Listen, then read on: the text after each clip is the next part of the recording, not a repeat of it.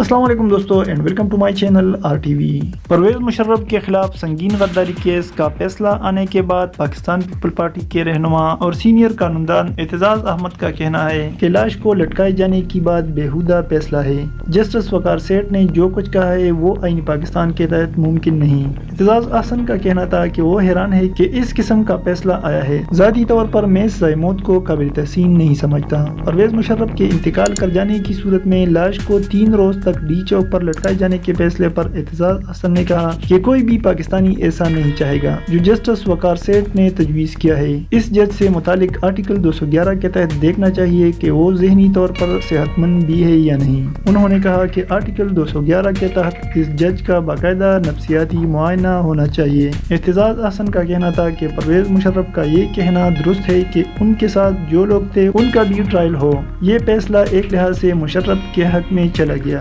اعتزاز احسن کا کہنا تھا کہ اس بات سے انکار نہیں کیا جا سکتا کہ 3 نومبر کو تکبر کے ساتھ ججوں کو گرفتار کیا گیا۔ پرویز مشرف کا کردار بہت تکبرانہ تھا۔ پرویز مشرف نے وزیر اعظم اور اس کے سارے خاندان کو گرفتار کیا۔ پرویز مشرف اپنے آپ کو قانون سے بالاتر سمجھتے تھے۔